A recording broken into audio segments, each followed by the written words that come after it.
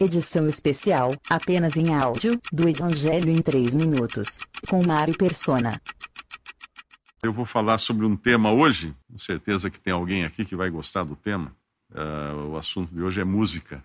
Outro dia eu recebi um e-mail, alguém que me perguntou assim, meio que em tom de quem estava desapontado, perguntou, mas quer dizer que então no céu tudo que nós vamos fazer é louvar a Cristo, adorar a Deus, cantar louvores a Cristo? E achei interessante a pergunta, porque parecia que estava esperando ir para a Disneylândia e descobriu que lá não ia poder andar em todos os brinquedos, né? Essa é uma ideia, talvez fosse uma pessoa eu acredito que era muito jovem para ter uma ideia assim, porque na realidade é isso que vai acontecer mesmo.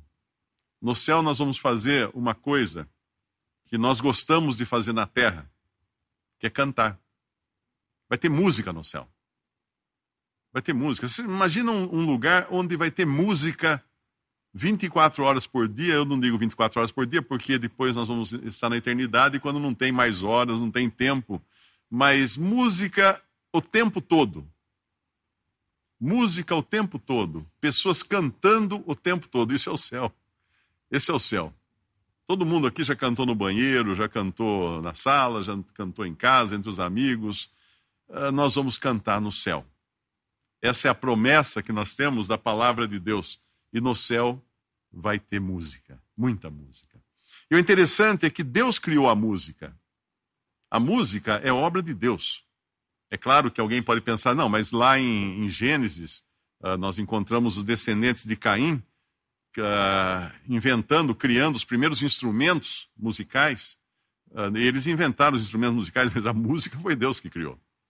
E ainda que eles tenham criado os instrumentos musicais, Deus depois aconselhou na adoração do templo de Jerusalém que existissem músicos usando instrumentos musicais.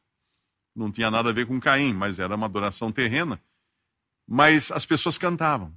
E a música, então, por ser algo que Deus criou, ela faz parte das nossas células, ela faz parte da urdidura, da trama do ser humano. Nós temos música dentro de nós. Nós temos música dentro de nós, faz parte de nós a música. Tem uma experiência muito interessante que eu vi, tem no YouTube até um vídeo sobre isso. Tem um cantor, cantor, músico, chamado Bob McFerrin. Ele faz uma experiência numa audiência, num palco. Inclusive, não era nem um show musical, era uma conferência de cientistas para falar sobre a mente humana, o cérebro humano, o funcionamento do cérebro. E levaram ele para fazer essa experiência no palco. Então tem uma multidão na audiência, nada combinado. Ele simplesmente vai no palco e ele pula assim. Ele pula com os 2 pés, como se ele estivesse pulando em cima das teclas de um piano.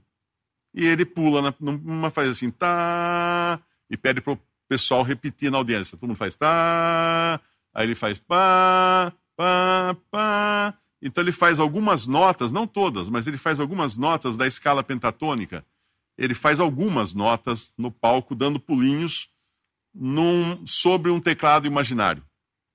E aí ele começa a pular e pedir que o pessoal diga a nota. Pá, pá, pá.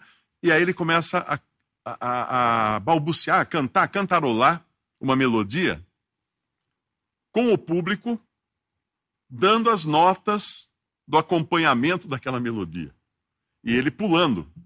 Ele só pulando. E aí ele começa a pular em notas que ele não tinha desenhado assim, com a imaginação, no teclado imaginário do palco. Ele pula fora daquele teclado. Às vezes ele pula por cima de uma nota. E por incrível que pareça, todo o público segue nas notas certas. Nas notas certas. Porque a música está dentro da pessoa, a pessoa sabe qual nota vem depois, instintivamente. E no céu nós vamos cantar, e uma passagem que fala isso, nós vamos louvar a Deus com cânticos, é em Apocalipse 5. Se vocês não quiserem, não precisa abrir, eu vou citar a passagem, e logo em seguida eu vou ler a passagem. Então, para não precisar, às vezes, ficar folheando a Bíblia em busca da passagem, pode só escutar que eu vou ler a passagem toda. Então, Apocalipse 5 diz assim no versículo 6 em diante: Olhei, e eis que estava no meio do trono e dos 4 animais viventes, e entre os anciãos um cordeiro, como havendo sido morto, e tinha 7 pontas e 7 olhos, que são os 7 Espíritos de Deus enviados a toda a terra. E veio e tomou o livro da destra do que estava sentado no trono, e havendo tomado o livro, os 4 animais e os 24 anciãos prostraram-se diante do cordeiro, o cordeiro é Cristo, obviamente, tendo todos eles harpas e salvas de ouro, cheias de incenso, que são as orações dos santos. E cantavam um novo cântico, dizendo: Digno és de tomar o livro e de abrir os seus selos, porque foste morto, e com o teu sangue compraste para Deus homens de toda a tribo, e língua, e povo, e nação. E para o nosso Deus os fizeste reis e sacerdotes, e eles reinarão sobre a terra. Esses que cantam aqui nessa passagem são os redimidos, os salvos. No céu existem muitas criaturas diferentes. Existem anjos, existem muitas diferentes criaturas no céu, pessoas, mas apenas os redimidos cantam no céu. Isso é interessante a gente entender. Apenas seres humanos e seres humanos redimidos é que cantam. Nós não encontramos na Bíblia nenhum perdido cantando. E, obviamente, não vai ter razão para cantar. Aquele rico, da história que o senhor conta a respeito do rico e Lázaro, o rico está reclamando, mas não cantando, porque ele está sofrendo. No Hades, ele sofre depois da morte. Ele não canta. Mas os redimidos aqui cantam. Então, a pergunta que eu queria começar fazendo é a seguinte: você vai cantar no céu? Você vai cantar depois que sair desta vida? Ou você vai estar entre os que não cantarão? Entre os que, na verdade, farão outros sons? O Senhor Jesus fala daqueles que irão para a perdição. Ele fala que lá no lago de fogo haverá choro e ranger de dentes.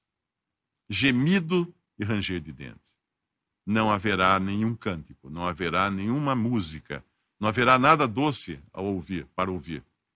Eu estava ontem, eu gosto de música, então às vezes eu entro no YouTube, eu ligo na TV, pelo YouTube, né, jogando o canal na TV, na tela da TV, aí põe um fone de ouvido, um fone sem fio, e fico escutando música. No YouTube tem muitos shows de música, tem muitas apresentações de música. E ontem eu estava vendo bandas e cantores da época em que eu era garoto, da década de 60, que ficaram gravadas na memória. Muitas músicas que você escuta e na mesma hora você já lembra da cena, onde você estava, o que estava fazendo, é imediato. Eu vou falar um pouco mais sobre isso, porque a música tem esse poder também de memória. E aí eu vi lá e eu comecei a pensar, puxa, olha, morreu. Nossa, esse também morreu. Porque às vezes eu pego, inclusive, o nome do cantor e da banda, abro uma outra tela, jogo no Google e vejo como é que está a vida daquela pessoa, né? E às vezes uma cantora jovem, bonita, cantando com aquele vigor, aí joga lá numa outra tela, aparece ela recebendo uma homenagem do Obama, mas precisando de gente para segurá-la, para poder subir no palco. Velhinha já, toda estragada, né? Com mal de Parkinson, inclusive, uma cantora que foi muito famosa. E aí você começa a olhar esses, então, será que eles continuam cantando? Mamas and Papas. Acho que quem é da minha geração conhece, os novos talvez não, mas da minha geração conhece. Eu sei que só a mais jovem sobreviveu, está viva.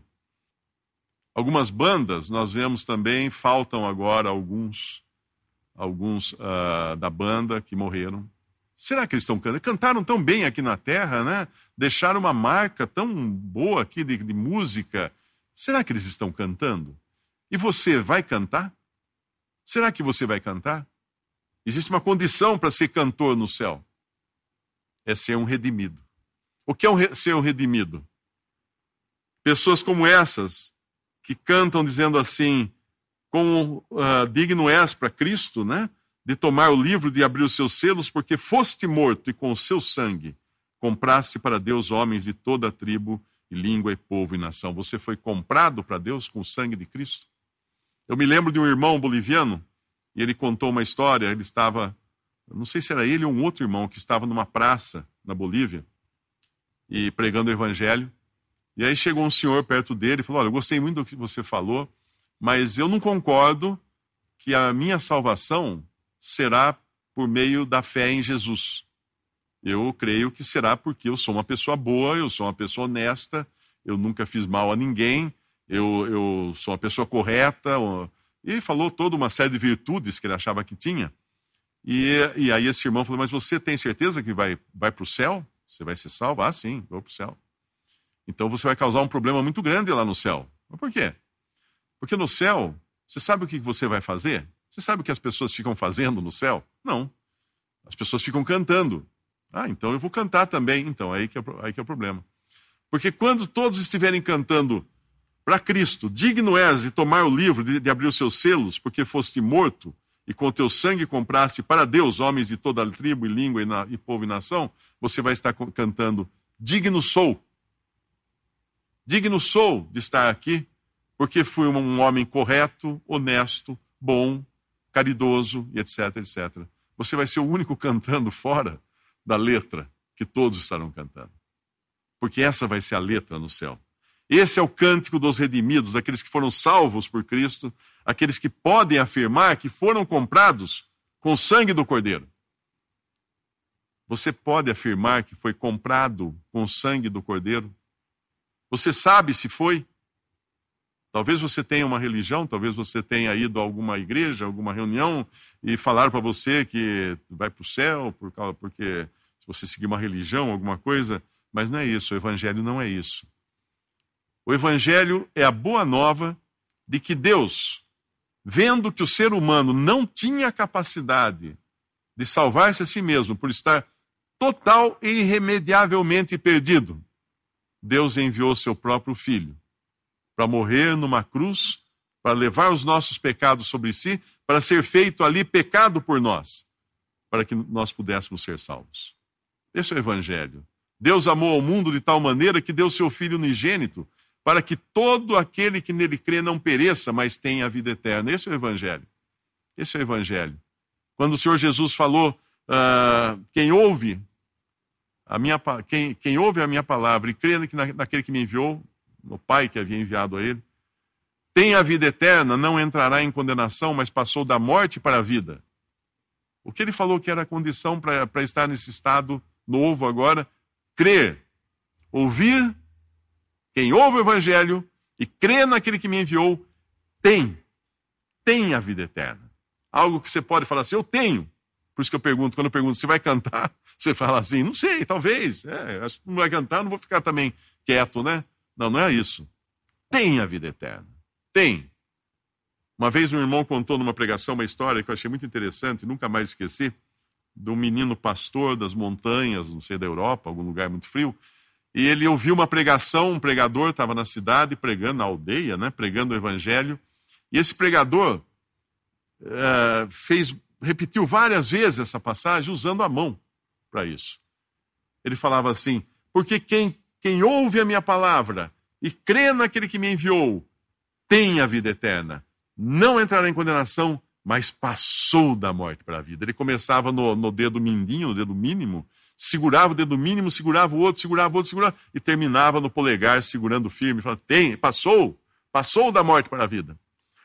E esse garoto pastor saiu de lá, foi pastorear suas ovelhas, e veio uma tempestade muito forte de neve nas montanhas, e ele não voltou para casa. Aí foram o pessoal das buscas procurar se o menino estava vivo, né? O que aconteceu com aquele menino nas montanhas, e encontraram ele morto. Ele tinha morrido de frio durante a tempestade de neve. E os que foram buscá-lo não entenderam a razão dele estar morto, segurando o polegar.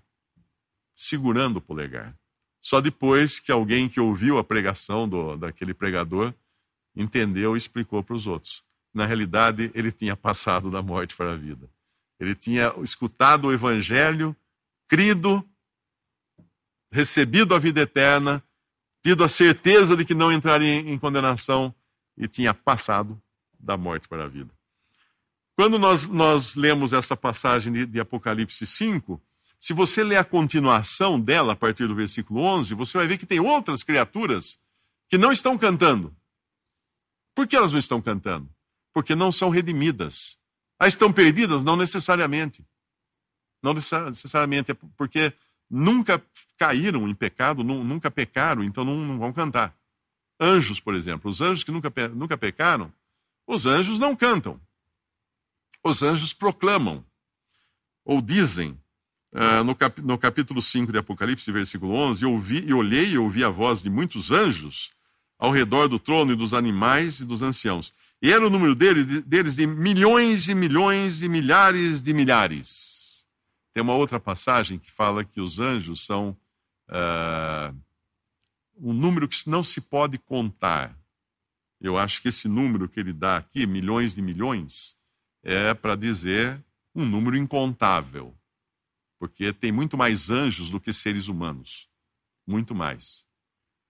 Então, no versículo 12, fala esses anjos, esses milhões de milhões e milhares de milhares, que com grande voz cantavam? Não. Diziam, algumas versões falam, proclamavam, mas eles não cantam. Porque eles não foram redimidos. Eles não sabem o que é cantar o cântico dos redimidos. Diziam, digno é o cordeiro que foi morto de receber o poder e riqueza de sabedoria e força e honra e glória e ações de graças. E vem mais. E ouvi a toda criatura que está no céu e na terra e debaixo da terra e que está no mar e a todas as coisas que neles há, dizer ao que está sentado sobre o trono e ao cordeiro sejam dadas ações de graças e honra e glória e poder para todo sempre. Todos esses dizem, reconhecem quem é Cristo, mas não cantam, porque não experimentaram para si mesmos a redenção. Não podem segurar o dedão do passou da morte para a vida. Talvez seus pais possam estar cantando. Talvez achem que por terem seguido irmãos em Cristo ou pessoas cristãs nas igrejas, em algum lugar de reunião, poderiam cantar. Não, é uma coisa que é cada um. É um a um. É um a um esse cântico. Ninguém vai cantar com a voz do outro. É cada um dará louvor a Cristo. Quando Deus criou todas as coisas, antes de criar o homem, nós vemos que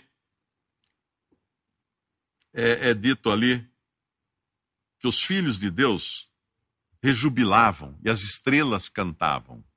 Lá em Jó, diz assim, em Jó capítulo 38, versículo 4, onde estavas tu? Deus está dando uma dura em Jó. Quando eu fundava a terra, então aqui fala da criação da terra. Faze-mo saber se tens inteligência, quem lhe pôs as medidas, se tu o sabes? Ou quem estendeu sobre ela o cordel? Sobre que estão fundadas as suas bases? Ou quem assentou a sua pedra de esquina? Quando as estrelas da alva juntas alegremente cantavam, e todos os filhos de Deus rejubilavam. Alguns têm algumas opiniões diferentes quanto a serem as estrelas da alva um e os filhos de Deus outros, mas eu creio que era a mesma coisa aqui, porque todo o capítulo ele faz uma dobradinha, ele fala de uma coisa, de um aspecto de uma coisa e de outro aspecto da mesma coisa, de um aspecto de uma coisa, de outro aspecto da mesma coisa, na sequência aqui desse capítulo. Quem quiser depois pode observar isso. Então, de qualquer maneira, ali cantavam. Se são os anjos, essas estrelas da alva, eles cantavam, lá na fundação da terra. Lá quando... E todos os filhos de Deus rejubilavam. A Bíblia chama os filhos de Deus de anjos também. No primeiro capítulo de Jó, diz que quando os filhos de Deus vieram se apresentar perante o Senhor, veio também Satanás entre eles, porque os filhos de Deus ali eram anjos. Então, se eram os anjos que cantavam, eles também cantavam lá antes da criação da terra, mas não como redimidos. Porque o cântico dos redimidos é um cântico específico, porque os anjos que não pecaram, nunca pecaram. E os que pecaram, nunca serão salvos, nunca serão redimidos. Então eles não sabem o que é ser redimido. E os que não pecaram também não sabem o que é ser redimido. Então eles não podem louvar a Deus pela redenção. Não podem cantar a Deus o cântico dos redimidos, como podem os seres humanos que creram em Cristo e foram salvos. E lá nessa passagem aqui, de Jó, nós vemos essas estrelas da alva cantando e os filhos de Deus cantando, no caso os anjos ali, ou rejubilando. Mas de qualquer maneira, o ponto que eu quero mostrar é que a música já existia. Já existia. Mas aí nós vamos ver os seres humanos na Bíblia. O primeiro que canta é um compositor, na Bíblia, um compositor famoso, chamado Moisés. Por que ele é compositor? Porque ele compôs vários cânticos na Bíblia. Moisés aparece em vários cânticos, tanto nesse cântico como depois também no livro de Salmos. E o livro de Salmos é um inário. O livro de Salmos é um livro de música, é um livro de cânticos. E Moisés tem alguns dos salmos foram escritos por Moisés. E lá em Êxodo 15, versículo 1, depois de terem sido libertados do Egito, da escravidão do Egito, que é uma figura da libertação do salvo, porque ele sai do Egito, da escravidão de Satanás, atravessa pela morte, o lugar de morte, que é o Mar Morto, ou Mar Vermelho, perdão, que foi aberto, e sai do outro lado vivo. Essa é uma figura da redenção de cada um que crê em Cristo. Então Moisés cantou no capítulo 15 de Êxodo, versículo 1, e os filhos de Israel este cântico ao Senhor e falaram dizendo: cantarei ao Senhor, porque sumamente se exaltou, lançou no mar o cavalo e o seu cavaleiro. A letra toda do cântico de Moisés você encontra no capítulo 15 de Êxodo. Mas era um cântico de gratidão por ter sido salvo, por terem sido redimidos os israelitas. Outro que era compositor na Bíblia também, um compositor famoso, era Davi. E muitos dos salmos foram compostos por Davi. Obviamente, inspirados pelo Espírito Santo de Deus, ele compôs vários salmos, ele cantava. Devia ser bonito Davi cantar, porque ele era conhecido como alguém que cantava bem e tocava bem a sua harpa, o seu instrumento. Ele devia cantar muito bem. Nós temos mais hinos, mais cânticos na Bíblia. O livro de Cantares é um cântico de amor. É uma música de amor. Algumas pessoas me perguntam, mas você é crente? Você escuta música do mundo? Eu falo, bom, se eu vejo que uma música tem uma letra de amor, uma letra romântica, que fala do amor entre um homem e uma mulher, não há razão para não ouvir, porque Cantares é um cântico de amor entre um homem e uma mulher, obviamente ali tipificando Cristo e Israel, que seria a sua esposa ali, e alguns usam isso para tipificar Cristo e a igreja, a noiva e a igreja, mas no original ali é Cristo e Israel. Mas de qualquer maneira é um cântico de amor. Não tem nada de errado em um cântico de amor. Não tem nada de errado em amor, em paixão, em um homem e uma mulher se apaixonarem. Eu vou falar um pouco mais sobre isso depois. Então, Cantares é um cântico de amor.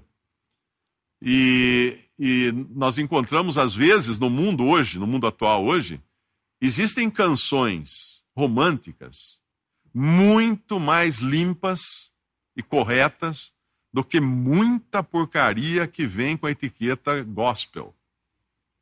Existem músicas gospel que são horríveis, são simplesmente blasfemas, são coisas que fazem de Deus uma espécie de talismã e são egocêntricas, colocam no homem toda a sua, eu vou ter poder, eu vou conseguir, eu vou arrebentar, 10 mil vai cair do meu lado, 20 mil do outro, e vou conquistar, Senhor, faz isso para mim, eu ordeno, eu profetizo. A pessoa pega pensando que Deus é um servo, é um súdito que está ali pronto para atender às suas demandas egoístas, mesquinhas. E muitas letras ditas evangélicas hoje, gospel, são puro lixo. Eu não aguento realmente eu escutar. Eu prefiro ouvir uma música de amor do que uma coisa que, obviamente, ofende a pessoa de Cristo, ofende a Deus. Coloca Deus numa situação de submisso ao homem, às ordens humanas. Mas, continuando então na Bíblia, onde mais nós vemos cântico na Bíblia? Existe um cantor na Bíblia que nunca ninguém iria se igualar a ele. Eu falo de Jesus. Alguém pode falar assim, mas ele cantou? Ele cantou. Ele cantava? Ele cantava. Quando ele termina a última ceia ali com os discípulos, quando foi celebrar a Páscoa e ele instituiu a ceia do Senhor ali. A última coisa que ele e os discípulos fazem é cantar um hino. Eles cantaram um hino e aí saíram do local onde estavam. E, obviamente, os salmos eram os cânticos que os judeus cantavam. E ele, como judeu que era aqui na terra, cantava também os salmos. Quando estava no templo e quando estava nas sinagogas, ou onde eles cantavam, não sei exatamente quais eram os lugares onde os judeus costumavam cantar, mas ele cantava também. Imagina pensar que esse mundo já escutou, já ouviu Jesus cantar. Que coisa preciosa isso. Ele cantou. Os discípulos cantavam. Paulo e Silas, muitas vezes a gente pode pensar que não, mas canta quando está alegre. Não, não é só isso. Bem, depende também da situação, porque Paulo e Silas cantavam com os pés presos num toco, no fundo de uma masmorra romana, depois de terem sido presos. E quando a gente fala pés presos no toco, um dia eu vi um texto histórico como eles prendiam no toco os pés dos prisioneiros no tempo de Atos dos Apóstolos. Eles colocavam um prisioneiro deitado ao lado do outro, aí tinha aqueles tocos, aqueles troncos, que tinham um recorte, então eles levantavam metade, né, do tronco, relevantava assim, e tinha aquele recorte, onde tinha um furo para enfiar a perna. Aí enfiava a perna ali, depois baixava e punha lá um cadeado ou alguma corrente e trancava. Só que eles colocavam assim, eles colocavam uma pessoa deitada assim, com esse pé num furo do toco, outra pessoa deitada aqui, com este pé no outro furo do toco, aí esse aqui ia colocar o pé lá longe, para deixar a pessoa na posição mais desconfortável possível. Não é que ele tinha os dois pezinhos juntos num furo ao lado um do outro. E mesmo assim, nessa posição, que daria cãibra em qualquer um aqui, estava Paulo e Silas fazendo o quê? Cantando. Oravam cantando a Deus. Porque eles sabiam que eles não estavam sozinhos. Eles sabiam que aquilo seria, no final, para a glória de Deus. Quando nós continuamos lendo nas Escrituras, as cartas dos apóstolos, nós vemos que os cristãos são exortados a cantarem. Lá em Efésios, capítulo 5, versículo 18, diz: não vos embriagueis com vinho, em que há contenda, mas enchei-vos do Espírito, falando entre vós com salmos e hinos e cânticos espirituais, cantando e salmodiando ao Senhor no vosso coração. E aqui um ponto importante também que eu quero chamar a atenção. Hoje existe na cristandade muitos cânticos, muitas gravadoras, muitos cantores, muitas bandas, muitos corais que cantam para uma plateia. Nós não temos na Bíblia algo assim, que as pessoas, os cristãos, deveriam cantar para uma plateia. Eles cantavam ao Senhor. E nós devemos cantar ao Senhor. Ainda que eu possa ouvir um irmão, uma irmã que tem uma voz bonita cantando, que bom, está cantando. Mas devemos sempre entender o seguinte: quem canta, o cristão que canta, canta ao Senhor. Não canta a homens. Por que nós vamos cantar a homens? Para quê? Para nos apresentarmos a homens? Não, é para o Senhor. Dando sempre graças por tudo ao nosso Deus e Pai, em nome de nosso Senhor Jesus Cristo. Esse é o versículo 20 da continuação. Então, em cânticos espirituais, cantando e salmodiando ao Senhor no vosso coração. A gente continua daí a encontrar os cânticos também, a música também nos evangelhos. Quando o Senhor conta aquela parábola do pai, do filho pródigo, que volta para casa, o que acontece quando ele volta para casa? O que acontece com alguém que é salvo, que é redimido? Música. Música. E como nós sabemos? Porque no versículo 25 de Lucas 15, onde conta essa parábola, o filho mais velho, que é aquele que não gostou nem um pouco da ideia do irmão mais novo ter sido resgatado, quando volta do campo, ele vai chegando perto da casa do pai, e o seu filho mais velho estava no campo. E quando veio e chegou perto de casa, ouviu música e danças. Havia música para alegrar. Aquele filho estava perdido, foi encontrado. Nada melhor do que cantar, do que fazer música. O louvor de um salvo é fruto de um coração grato. Nós não cantamos para receber alguma coisa. Eu vou cantar porque Deus vai ver que eu canto bonito, então Ele vai me dar a salvação. Não. O cântico do cristão é um cântico de agradecimento, de louvor a Deus pela libertação que ele já recebeu. Não há nada que uma pessoa possa fazer para ganhar a salvação, para merecer a salvação. Ele pode cantar depois que recebeu, de graça. Porque é pela fé. Pela fé. Pela graça nós somos salvos. Pela graça, por meio da fé. Isso não vem de vós, fala em Efésios. É dom de Deus para que ninguém se glorie. Em graça nós somos salvos.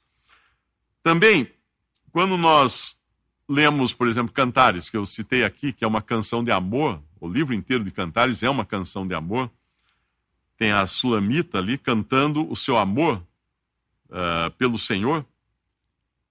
Aí tem uma coisa que é interessante, estava vendo um comentarista da Bíblia, ele fala que Cantares é um dos livros mais difíceis de se entender. Mais difíceis de se interpretar. Por que seria isso?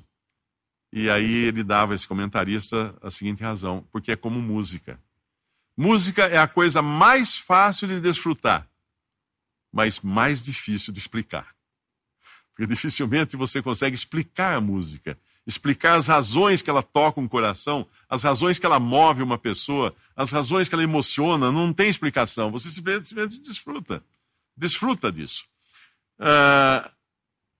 E aí nós entrando na questão de Cantares, é um livro de uma pessoa apaixonada. E eu pergunto, você já se apaixonou alguma vez na vida? Acho que todo mundo se apaixona, né? Alguma vez na vida a pessoa se apaixona e obviamente faz parte também daquilo que Deus colocou nos nossos sentimentos. Não tem nada errado em se apaixonar. Mas eu pergunto agora, você já se apaixonou por Jesus? Você é apaixonado por Cristo? Por que eu pergunto isso? Porque a boca fala do que está cheio o coração. Você vai conhecer um cristão, uma pessoa que crê em Jesus, que foi salvo por Cristo, quando ele abrir a boca para falar de Jesus. Seus olhos vão brilhar. Porque ele está apaixonado. É como alguém que é apaixonado por outra pessoa. Esse que está apaixonado, ele tem saudades da pessoa quando ela está longe. Ele quer ficar sempre perto, ele quer conversar sempre, recebe uma mensagem lá pelo Facebook ou pelo Messenger, já arrepia, já fala, deixa eu ver. Primeira coisa que quer ver, quer andar de mãos dadas o tempo todo, não quer sair de perto. Um casal apaixonado é uma das coisas mais lindas que existe. Porque ele reflete justamente aquilo que Deus criou antes de criar todas as coisas na eternidade. Antes de tudo, Deus criou a união entre um homem e uma mulher. Mas espera aí, não tinha homem, não tinha mulher? Não tinha, mas Deus já estava criando a união entre um homem e uma mulher. Como? Porque ele já tinha reservado para o seu filho, Jesus, uma esposa, que seria a igreja depois, que é o conjunto de todos os salvos por Cristo. Então, o matrimônio foi inventado por Deus antes dele criar o homem. O amor entre um homem e uma mulher já tinha sido criado por Deus na eternidade, antes de qualquer outra coisa. Olha que maravilha, olha como são as coisas divinas. Uma pessoa apaixonada quer saber, a primeira coisa, quer saber como é que era, como é que foi sua infância, como é que foi o seu passado, o que você fez hoje, o que você pretende fazer amanhã da vida. E assim, uma pessoa apaixonada por Cristo quer saber tudo o que aconteceu no passado, nos planos de Deus, quer saber tudo o que Deus está fazendo hoje e quer saber principalmente o que Deus tem reservado no futuro. E aí vem as profecias bíblicas.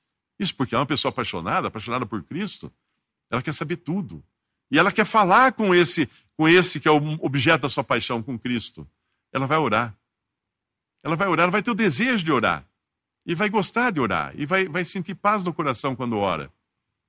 Todo casalzinho apaixonado, a gente sabe que tem aquela coisa de quando um liga para o outro, aí meia hora é só para desligar depois, né? Desliga você. Não, desliga você. Não, vai, você desliga. Não, desliga você. Porque são apaixonados. Tem prazer em estarem juntos. Assim, é uma pessoa que realmente crê em Jesus, tem prazer em estar junto com Cristo, tem prazer em ouvir falar de Jesus. Se você não tem prazer em ouvir falar de Jesus, se é um incômodo, se você se sente incomodado, tem alguma coisa errada. Tem uma coisa errada, você não está apaixonado por Cristo. se ele atrapalha a sua vida, atrapalha os seus planos, tem alguma coisa errada. Essa não é a paixão, essa não é uma pessoa que vai cantar. Essa não é uma pessoa que, quando perguntarem de Jesus para você, você vai responder como aquela sulamita do livro de Cantares, que com brilho nos olhos ela falava assim, quando perguntaram para ela, em Cantares capítulo 5, que é o teu amado mais do que outro amado, ó tu, a mais formosa entre as mulheres? Que é o teu amado mais que outro amado, que tanto nos conjura, você fala tanto dele? Quem é esse aí? Ela responde, o meu amado é branco e rosado. Ele é o primeiro entre 10.000. A sua cabeça é como ouro, mais apurado, e os seus cabelos são crespos pretos como corvo. Os seus olhos são como os das pombas junto às correntes das águas, lavados em leite, postos em engastes. As suas faces são como um canteiro de bálsamo, como flores perfumadas, os seus lábios são como lírios, gotejando mirra com doce aroma. As suas mãos são como anéis de ouro engastados de berilo, o seu ventre como alvo marfim, coberto de safiras, as suas pernas como colunas de mármore, colocadas sobre bases de ouro puro, o seu aspecto como o Líbano, excelente como os cedros, a sua boca é muitíssimo suave. Sim, ele é totalmente desejável. Tal é o meu amado e tal o meu amigo. Você teria esse sentimento quando fala de Jesus, quando fala do seu Salvador? É com essa palpitação no coração que você fala dele? Ou é com indiferença? Ou conhece apenas um Jesus histórico que viveu na Palestina, ou alguma coisa assim? Ou ele é realmente aquele por quem você está apaixonado? E é interessante pensar nisso porque o amor é um dos temas da Bíblia. Primeiramente, o amor de Deus. Tem uma passagem que talvez seja mais conhecida até do que o Salmo 23, porque muitos cantaram essa passagem, até pessoas da música popular cantaram. É 1 Coríntios 13. Muitas pessoas cantaram, fizeram músicas bonitas, belíssimas e tudo, e a gente sempre fica naquela coisa, puxa, mas era um cantor incrédulo, né? Nunca professou crer em Jesus. Será que ele está cantando agora? Ou será que ele só cantou isso aqui? Um dos que cantaram isso aqui, compuseram isso, morreu, né? Está naquela leva de cantores, bons músicos que partiram desse mundo. Será que está cantando? Ainda que eu falasse as línguas dos homens e dos anjos e não tivesse caridade ou amor, seria como metal que soa ou como sino que tine. E ainda que tivesse o dom de profecia e conhecesse todos os mistérios e toda a ciência, e ainda que tivesse toda a fé de maneira tal que transportasse os montes e não tivesse amor, nada seria. E ainda que distribuísse toda a minha fortuna para sustento dos pobres, ainda que entregasse o meu corpo para ser queimado e não tivesse amor, nada disso me aproveitaria. O amor é sofredor, é benigno, o amor não é invejoso, o amor não trata com leviandade, não se soberbece, não se porta com indecência, não busca o seu interesse, não se irrita, não suspeita mal, não folga com a injustiça, mas folga com a verdade. Tudo sofre, tudo crê, tudo espera, tudo suporta. O amor nunca falha. Mas havendo profecias serão aniquiladas, havendo línguas cessarão, havendo ciência desaparecerá, porque em parte conhecemos e em parte profetizamos. Mas quando vier o que é perfeito, então o que é em parte será aniquilado. Quando era menino, falava como menino, sentia como menino, discorria como menino, mas logo que cheguei a ser homem, acabei com as coisas de menino. Porque agora vemos por espelho, em enigma, mas então veremos face a face. Agora conheço em parte, mas então conhecerei como também sou conhecido. Agora, pois, permanecem a fé, a esperança e o amor, essas três. Mas a maior dessas é o amor. Fé e esperança vão desaparecer um dia. Amor nunca. Porque Deus é amor. É a essência de Deus o amor. E aqueles que vão cantar no céu, na presença de Cristo, saberão o que é esse amor. Terão conhecido o amor. Fala-se muito amor hoje na música popular, nas novelas, nos filmes. Mas será que é amor isso? Será que essas pessoas conhecem o amor? Porque o amor de que fala a Bíblia é o amor que vem de Deus. O amor que vem de Deus, esse amor é o amor de paixão por Jesus.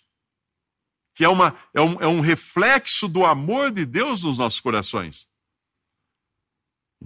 O João era o discípulo que Jesus amava, né, como ele é descrito na Bíblia, aquele que se reclinava sobre o peito de Jesus, e ele é o que mais fala de amor na Bíblia. Ele tem um capítulo na sua carta de 1 João, no capítulo 4, versículo 7, ele fala: amados, amemo-nos uns aos outros, porque o amor é de Deus. E qualquer que ama é nascido de Deus e conhece a Deus. Aquele que não ama não conhece a Deus, porque Deus é amor. Nisso se manifestou o amor de Deus para conosco, que Deus enviou o seu Filho unigênito ao mundo para que por ele vivamos. Nisso está o amor, não em que nós tenhamos amado a Deus, mas em que ele nos amou e enviou o seu Filho para a propiciação pelos nossos pecados. Amados, se Deus assim nos amou, também nós devemos amar uns aos outros. Ninguém jamais viu a Deus. Se nós amamos uns aos outros, Deus está em nós e em nós é perfeito o seu amor. Nisto conhecemos que estamos nele e ele em nós, pois que nos deu o seu Espírito. E vimos e testificamos que o Pai enviou o seu Filho para Salvador do mundo. Eu pergunto, é Salvador seu também? Qualquer que confessar que Jesus é o Filho de Deus, Deus está nele e ele em Deus. Nós conhecemos e cremos no amor que Deus nos tem. Deus é amor e quem está em amor está em Deus e Deus nele. Nisto é perfeito o amor para conosco, que no dia do juízo tenhamos confiança, porque qual ele é, somos nós também nesse mundo. No amor não há temor. Antes, o perfeito amor lança fora o temor, porque o temor tem consigo a pena, e o que teme não é perfeito em amor. E agora, muita atenção. Nós o amamos, porque ele nos amou primeiro. Como ele nos amou primeiro? Deus entregou seu Filho para morrer por nós. E por que no amor não há temor? Porque uma pessoa que crê em Jesus não tem mais condenação pairando sobre ela. Ela pode segurar o seu polegar com toda a confiança, como aquele menino pequeno pastor fez, ao partir desse mundo, na certeza de que ia encontrar o seu Salvador. Então eu pergunto para você, você está preparado para cantar? Tem um salmo muito bonito que diz assim, o Salmo 57, versículo 7, preparado está o meu coração, ó Deus. Preparado está o meu coração, cantarei e salmodiarei. Desperta, glória minha, desperta, laúde e harpa. Eu mesmo despertarei ao romper da alva. Louvar-te-ei, Senhor, entre os povos, cantar-te-ei entre as nações, pois a tua misericórdia é grande, até os céus, e a tua verdade até as nuvens. Sê exaltado, ó Deus, sobre os céus, e seja a tua glória sobre toda a terra. Então eu vou terminar perguntando isso para você. Você está preparado para cantar? Você já creu em Jesus como seu Salvador? Você já recebeu o perdão de todos os seus pecados? Você já tem a vida eterna assegurada? Você tem prazer em poder dizer com a boca cheia que você quer louvar a Cristo pelo que ele fez por você? Você está apaixonado por Jesus?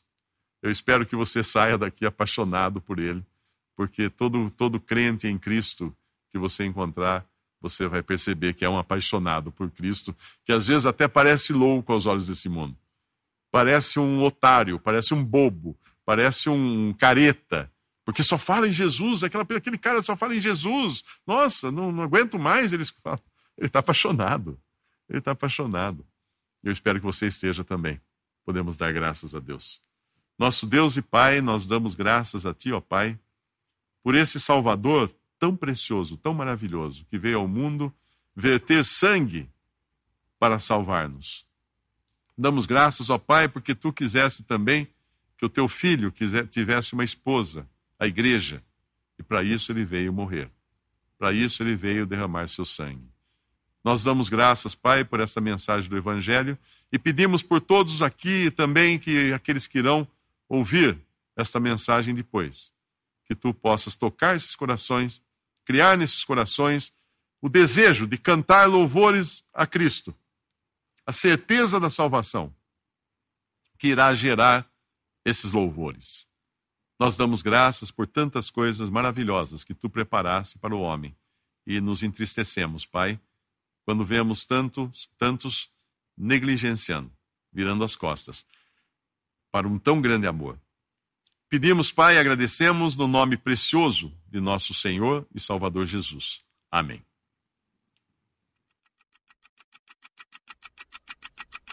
Visite 3minutos.net. Dúvidas? Visite respondi.com.br. Adquira os livros ou baixe o e-book. Também para Android e iPhone.